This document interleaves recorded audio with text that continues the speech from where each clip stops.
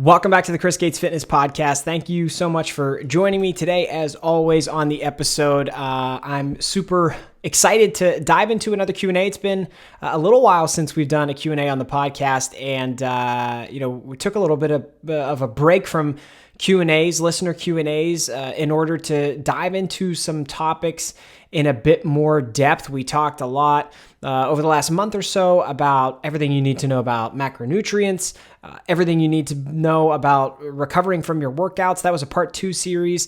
And so now we're going to dive back into some listener Q&A, some questions that you all have submitted. And I'm super excited to do that today because we have a bunch of really good questions. I'll run you through the 6 questions I'm going to answer on today's episode. These questions are ones that I got across social media. Primarily, I got these questions from both my Instagram account and my Twitter account, but really, wherever you are on social media, if you're not following me, look me up. I'm Chris Gates Fitness. That's all you got to do is go to the search tab, type in Chris Gates Fitness, and you're going to find me on every social media account, every social media platform that there is. It's pretty easy to find me there. And I will periodically put out, hey, a call for questions. What's going on with you? Do you have fitness questions about your workouts, exercises you should be doing, questions about how to set a goal or reach a goal, questions about your diet, how to build your meals, how to hit your protein, how to do all these things. I love doing the Q&A episodes because it's me directly helping you. And even if you weren't able to submit a question for this episode of the podcast, there may be one here that I'm going to dive into today that you may have wondered about at least. And I think that that's really beneficial for everybody. So make sure you're following me on social media so that you can submit a question the next time I put out a call for questions. These ones came from Instagram and Twitter, and I will run you through the 6 questions here before we get started. So question number 1, how do I get more protein in my diet? I think that's a very common question that most people ask themselves or wonder about, at least from time to time, right? Trying to get more protein in. We know how good it is for you, but how do you actually make that happen? Question number 2, I'm currently in a cut. My chest is as strong as ever, but my legs feel so weak. What are your thoughts? So I'll dive into talking about that topic of just like, what happens when you lose weight? What happens to your strength levels and your muscularity when you get in a calorie deficit and you start losing a considerable amount of body fat? Most people do notice some changes, and we'll talk about what those are. Question number 3, how to get better in my balance when doing unilateral exercises. So unilateral exercises are ones where you're doing like one limb at a time. A bilateral exercise would be if you're doing a row with 2 hands. A unilateral exercise would be doing a row with just your right arm and then just your left arm separately. So we'll talk about how to get better with balance in terms of doing those exercises. Question number 4, if I need to lift and do cardio, which should I do first? My goal is maintenance and staying lean. I think that's another one. You listening have probably wondered before, okay, I want to go in the gym. I'm going to do some cardio and lift weights, but which should I do first and why? So we'll talk about that. Question number 5, how can I find the right balance between my workouts and responsibilities as a parent? Another one that I think is very topical, very common, very popular. As a parent myself, I've definitely dealt with this struggle before. I work with a lot of parents, so I think we'll be able to dive into some good details there. And then question number 5, man, this one actually came from a number of my clients, to be honest with you. I can't stop buying the wrong foods on DoorDash. What can I do to stop this?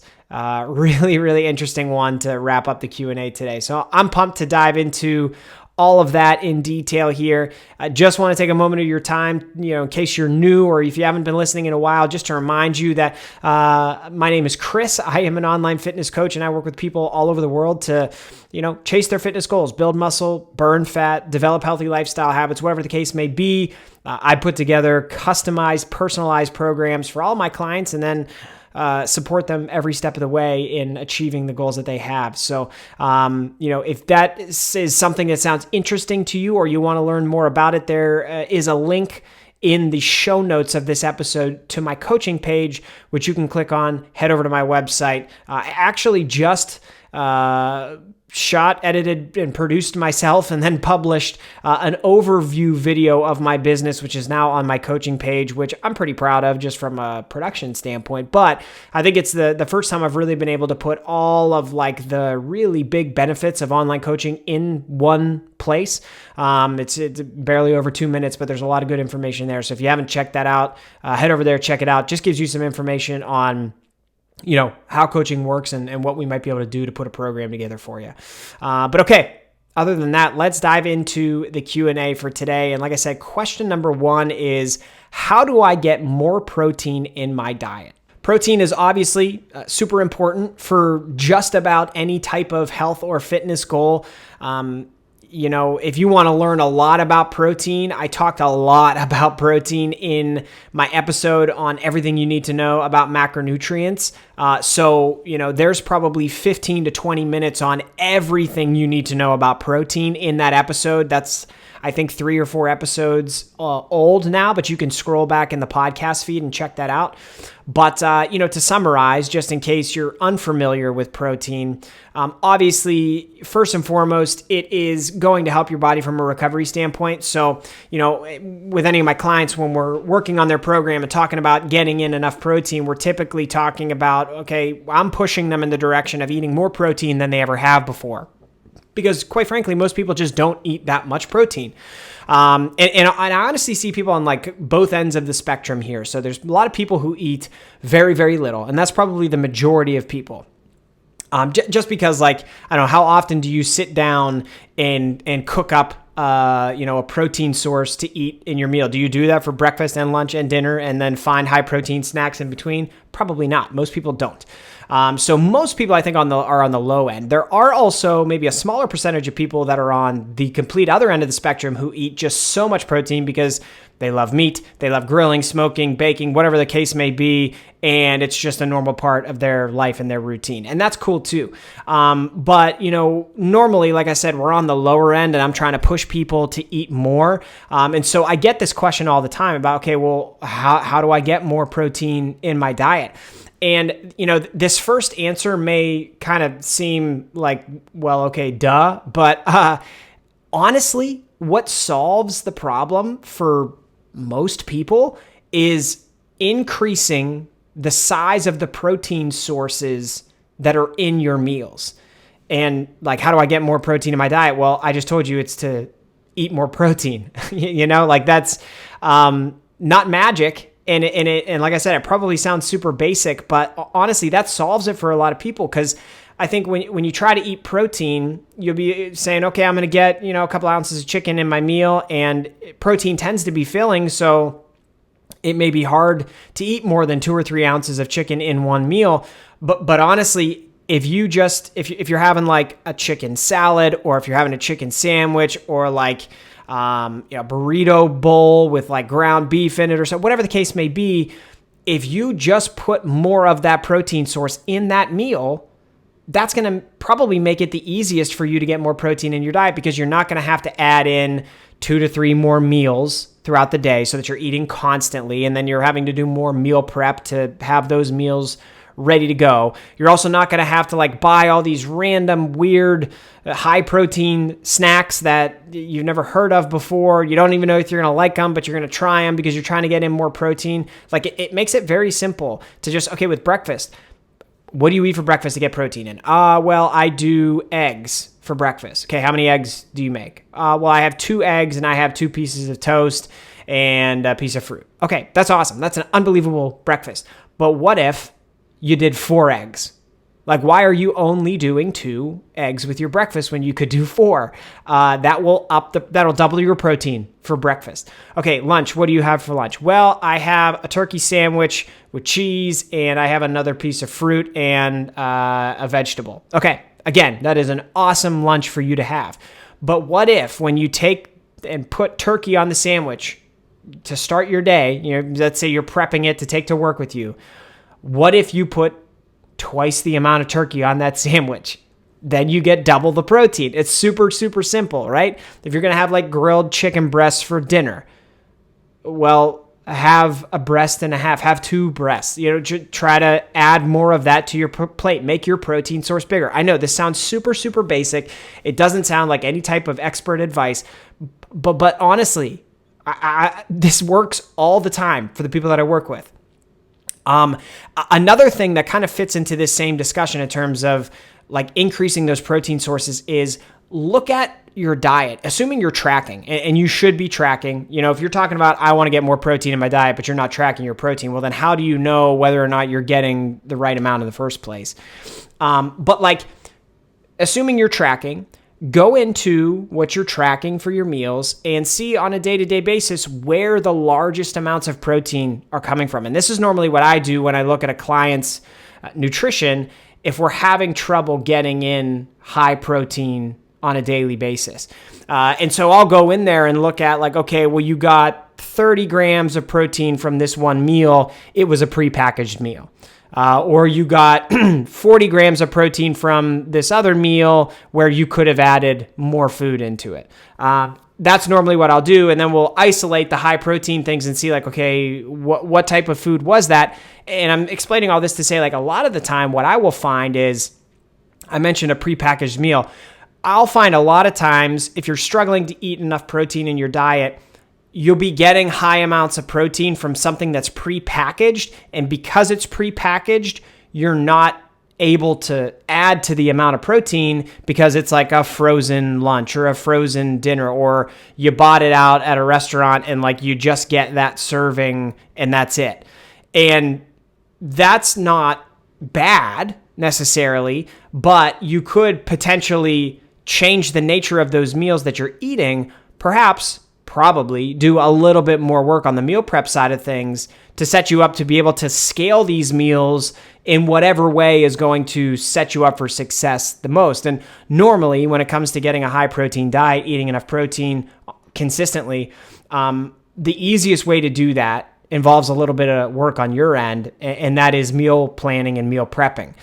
So if you're not getting enough protein in your diet, but you're also not cooking your own foods, that's another thing for you to really narrow in on and think more about, because, an easy thing that I do every week is we go to Costco every 2 weeks or so. We buy up a bunch of chicken breasts, we throw them in the freezer, and then at the beginning of the week, I'll take like 2 or 3 packs of those chicken breasts out. I'll let them thaw. When they're thawed, I'll put them in the oven, cook them for 20 minutes with a little bit of seasoning, and then put them right in the fridge. And then I have like 6, 7, 8 chicken breasts that are ready in the fridge. They will last me for 6 or 7 days, and I can pick at those as I need to throughout the week. And that's awesome because then I'm able to look at the next day and say, okay, what does my day look like? What do my meals look like? And okay, maybe you got a big day full of meetings. You're going to have time to eat lunch, but not much time outside of that to get much food in.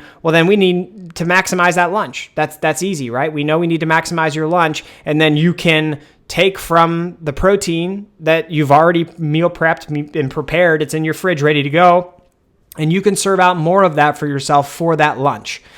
Again, we're talking about getting more protein in the meals that you're already eating, but this prep aspect of things is really, really important. And, I think like there's nothing wrong with putting in a little bit of extra effort to the meals that you're making and like your own nutrition. If you really want to make sustainable change with your diet, part of that is probably going to be adjusting your habits. In fact, I say part of that is going to be adjusting your habits. And one habit that I think everybody should have that's a very healthy habit is regularly prepping some food that is going to build your body up, that's going to support the goals that you have that are, whole and nutritious.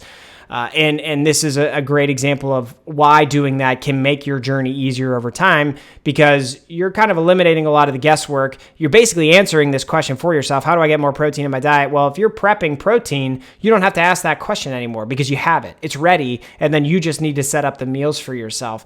Meal prep each week doesn't have to be more than an hour. At tops 2 hours across the entire week, and you can really easily set yourself up for success. You can do it while you're like watching TV. It's not that hard. So that's a long way of saying get more protein in the meals that you're already eating. Outside of that, there are ways to dress up different meals or snacks to add just a little bit of like trace protein here or there. So, outside of the main protein sources, there are things that have protein in them that aren't like chicken or beef. Beans, certain vegetables, rice has a little bit of protein in it. Cheeses typically have a decent amount of protein in them. And those can all be different things that you complement the meals. But again, we're talking about building your own meals. I think building your own meals is the easiest way to get more protein in your diet. And then there's a lot of snacks, and I feel like I've talked about these a lot on the podcast before, but, things like Greek yogurt and cottage cheese and like vegetables like edamame, like there's a lot of really tasty, I think I have an article on my website about high protein snacks. There's a lot of them out there that are, really tasty, and they don't involve any prep at all. Like you buy Greek yogurt, it's ready to go for whenever you want to eat it. Those types of things help fill in the gaps. So maybe if you're trying to eat, like I get 180 grams of protein a day, maybe I get 150 based on my meals, then to fill the gap of the last 30, I can have a protein shake at some point, and then I'll have Greek yogurt as a late night snack, and voila, I've hit my protein for the day. So those are some other options, but I think primarily it's getting more protein in the meals that you're already eating, trying to change the composition of those meals so that you're not eating super processed or already prepackaged stuff, and actually putting the work in to build your own meals and do the meal prep, figure out how to build your body up with quality nutrition in ways that you enjoy. And if you do that, your diet is going to be easy for the rest of your life because you put in some necessary groundwork here to know how to do this forever. All right, question number 2. I'm currently in a cut. My chest is as strong as ever, but my legs feel so weak. What are your thoughts? Great question. And it's funny because this is actually kind of the opposite of what happens to me when I go into a cut. It's always been the case with me when I go into a cut where after I lose like 15-ish pounds, I'll start to notice my pressing strength start to fall off a cliff. And actually in my most recent cut, this didn't happen, but it normally does. It's pretty pronounced where like my pressing strength is the first thing to go. And in this case, this person, the question they asked is basically the opposite. It's like my pressing is strong, but my legs feel weak. And that's another common one. And I don't think it's anything to necessarily freak out about. This is something that happens to basically everybody. And it's hard to know exactly what type of imbalances you're going to experience as you lose more weight, as you lose more body fat. But if you think about biomechanically, the way that we work, you were lifting and you were at a higher body weight. You probably had a significant amount of additional body fat on your frame. Not saying that's a bad thing, but that was probably the case since you're in a cut and you've lost body fat. And as you lose body fat, your leverages change. And so even if you look at step back and look at your skeleton, do you have longer legs and then you do is your lower body a larger portion of your body than your upper body, or vice versa? Do you have when you look at your thigh as compared to the lower part of your leg, which one is one bigger than the other? And all of those different levers in the body, all the different joints, as you were lifting at a higher body weight, you essentially had different leverages because there was more cushion around those joints because you had more body fat on your frame, which could have made it, in this case, when you're squatting down for your lower body strength, if you had more weight on your lower body and you had more of that cushion, it may have been easier for you to squat down and then spring back up out of a squat. But now that you've lost a lot of weight, perhaps you've lost a lot of body fat in your lower body, things will inherently be different as you lift at a lower body weight. So I always tell people, if you notice this type of imbalance or you notice these types of things happening to you when you're cutting, don't take it as you need to drastically change something. This is very, very normal. The way that this happens for each individual person is individual. It's different. So this is the case for you. And what I would say is continue doing what you're doing, because if this has been a successful cut for you, you should keep doing it as long as you want to reach the goal that you have, as long as you feel good. And you'll probably have to adjust some of your lower body training. And now this gets into the second dynamic here in terms of cutting and programming out your workouts and whatnot. What I might do in this case is look at your overall workout program and think about, do I have a lot of highly fatiguing exercises in my program as it relates to the lower body? Because, there are exercises that are inherently more fatiguing than others. A barbell squat is going to be significantly more fatiguing than a seated leg extension, but both of them primarily target your quads in most cases. So can you make some exercise variation changes to limit the amount of overall systemic fatigue that you're placing on your body? And does that then perhaps increase the way that you feel about your lower body and help you continue to train hard?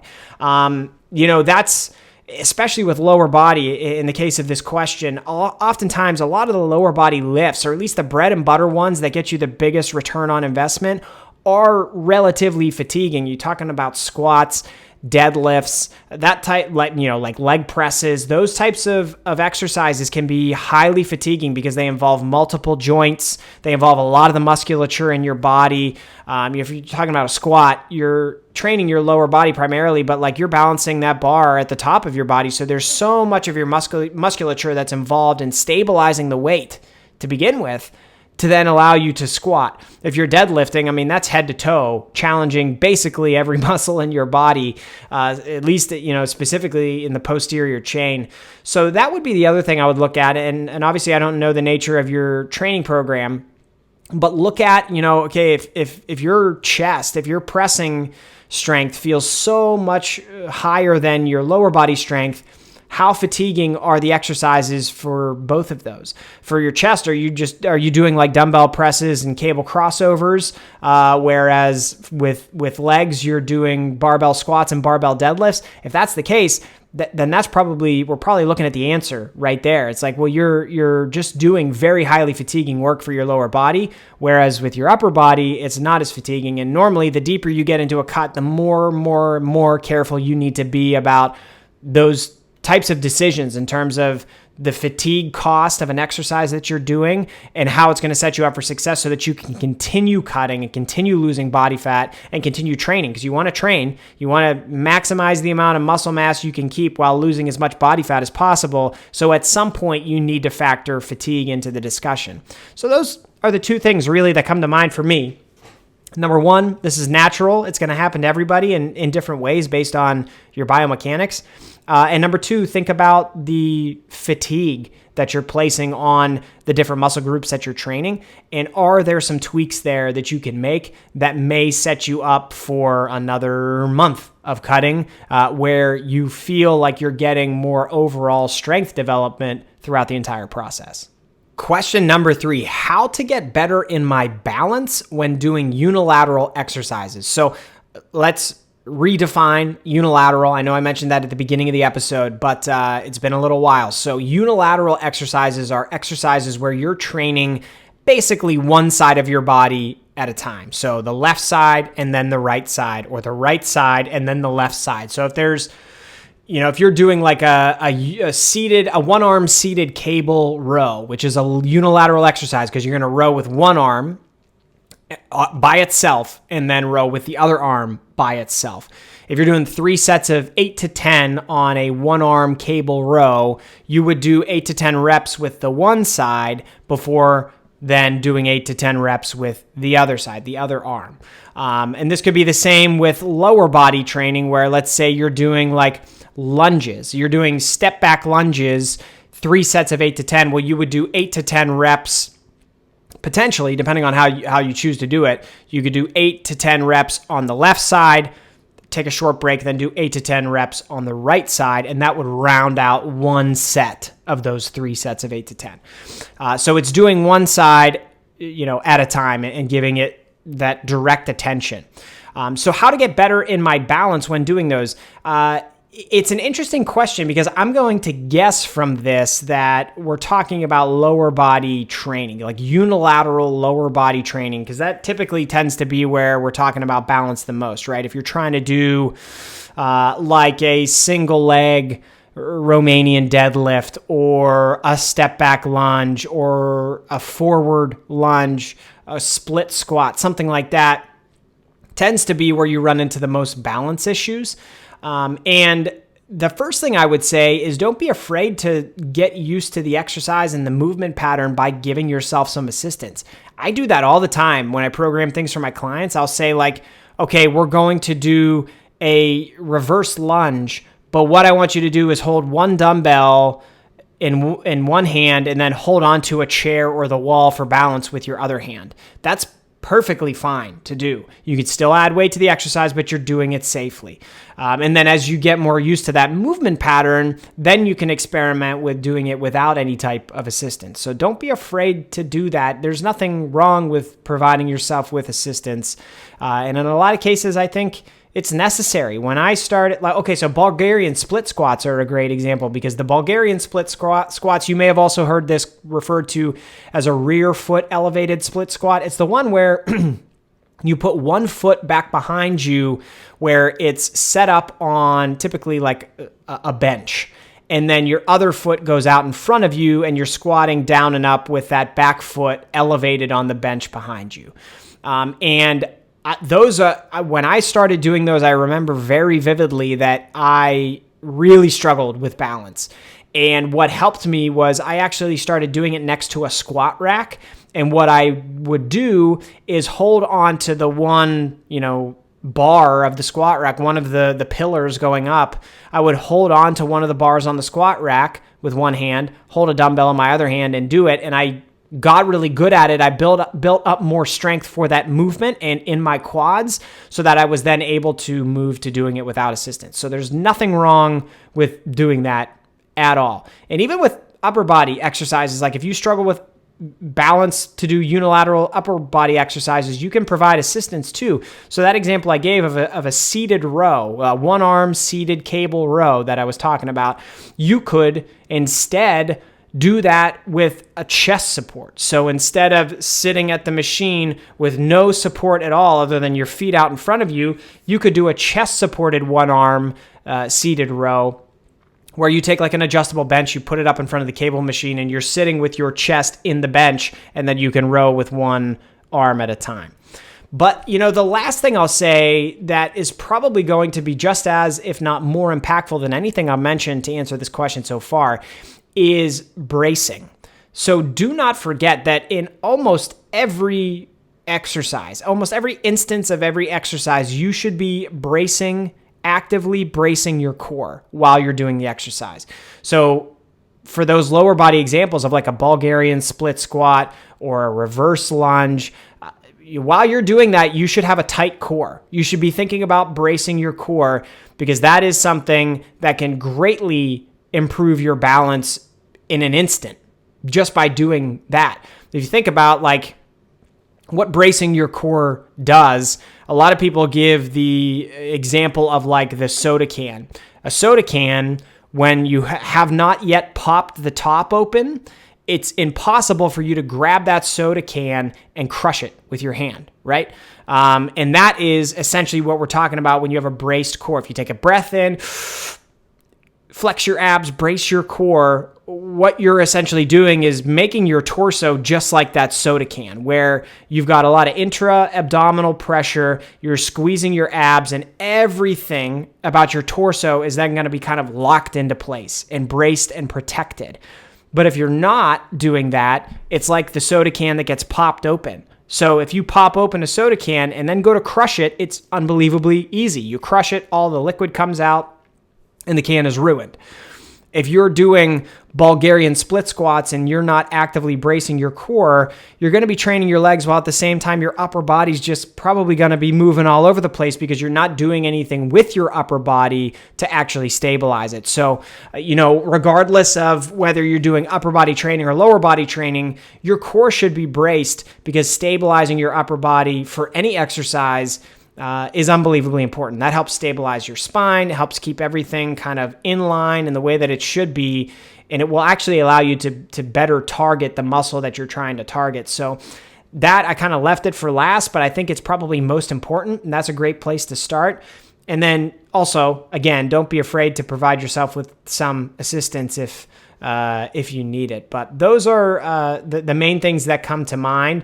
And I would really like to get an update after you try some of these things to hear if it helped improve your balance when doing unilateral exercises.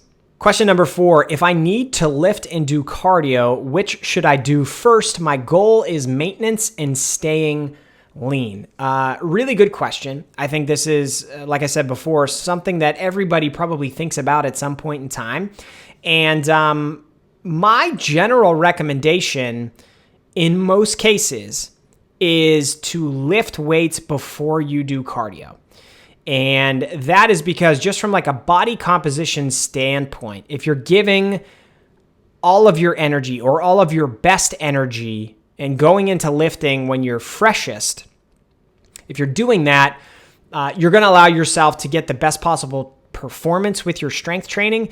And when you have the best possible performance with your strength training, it tends to help you retain as much muscle mass as possible. And, in terms of staying lean, I think most of the time when people want to be lean, they want to be lean and muscular. Like you don't want to be lean by losing all of the muscle mass or muscle tone that you have. You typically want to maintain all that muscle mass and have as little body fat as possible. Like that's just what most people want. So I think in this situation of maintenance, I would encourage you to lift weights first and then do cardio second, because cardio is kind of mindless. It doesn't involve a lot of like mental energy to do it most of the time.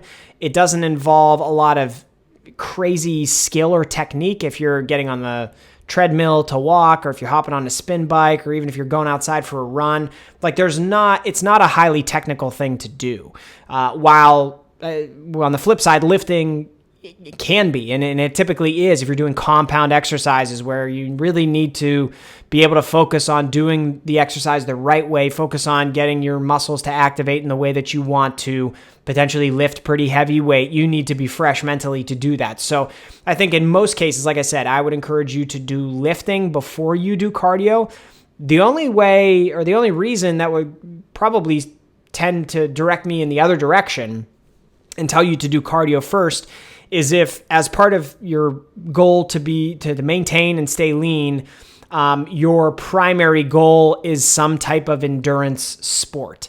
So if you are trying to train for marathons, or if you're a swimmer, or if you're a cyclist, and cardio, the endurance sport is the primary thing you need to be primed for. Then I would say, okay, well, then we actually are talking about a skill. Then we are talking about your skill, because that's your sport, because that's the thing that you need to maximize your performance with. So that's a little bit different than talking about just like, this is the way I want my body to look.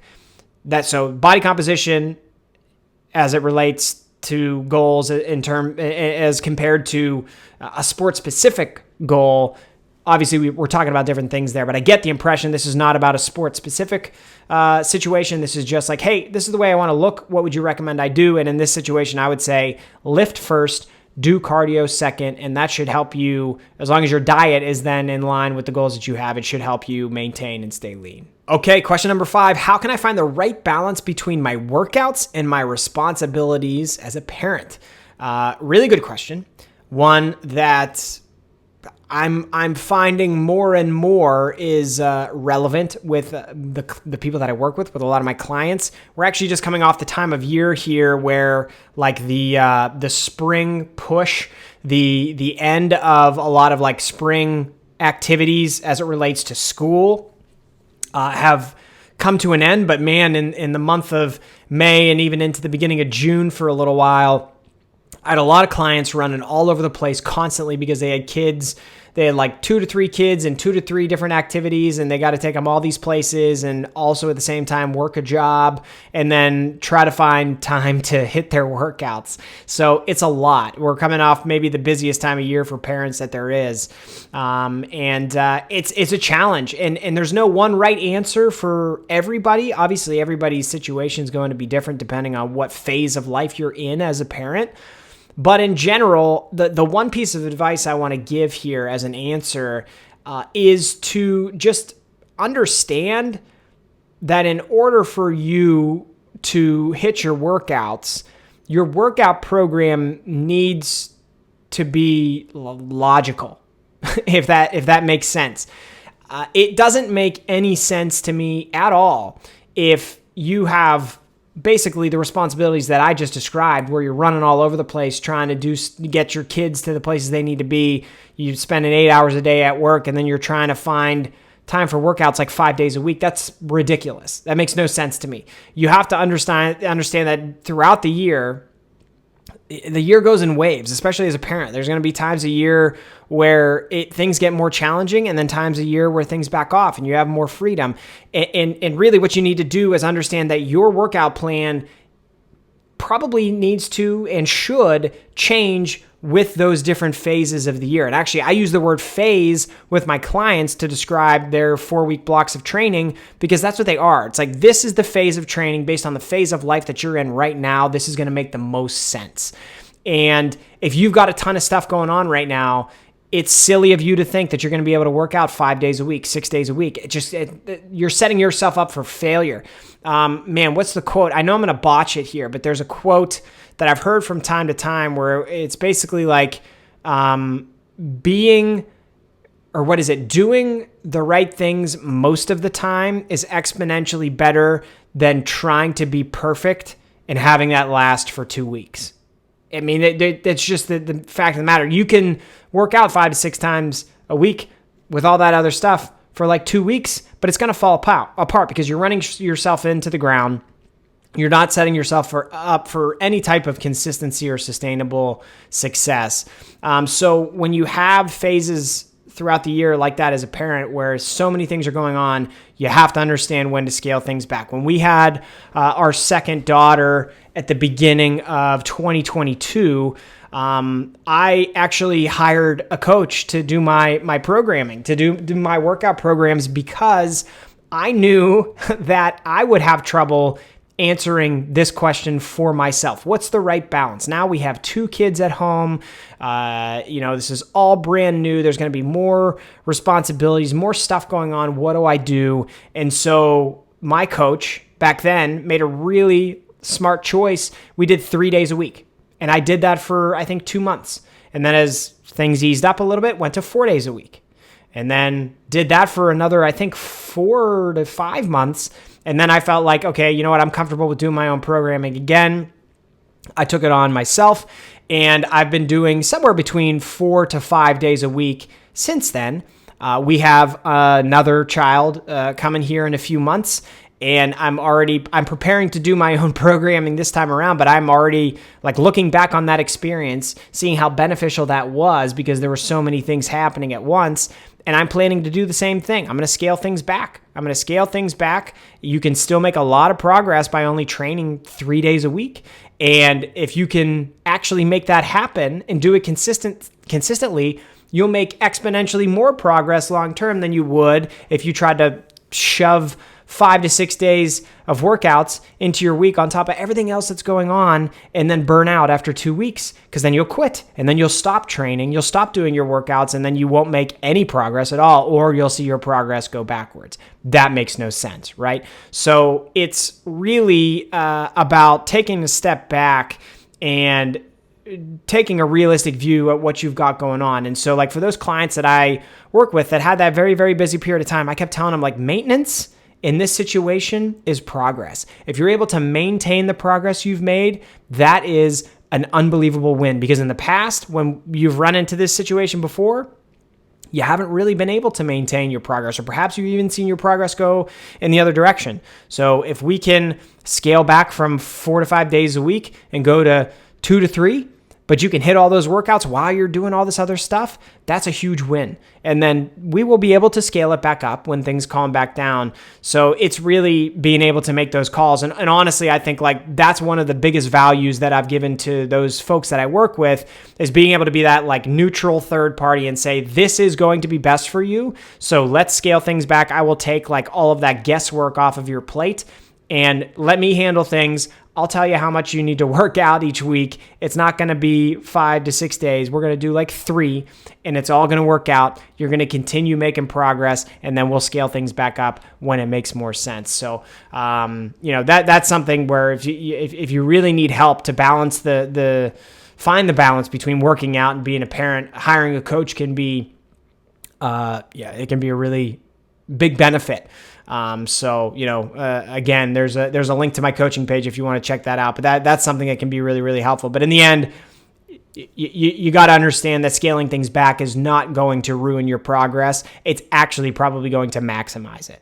Okay, last but not least, this is maybe my favorite question of the entire Q&A. Question number 6. I can't stop buying the wrong foods on DoorDash. What can I do to stop this? And it's funny. I just talked about this on another podcast I do called The Brunch Breakdown, and I want to talk about it here because if you just look at the food availability that we have these days, I personally don't think it's something that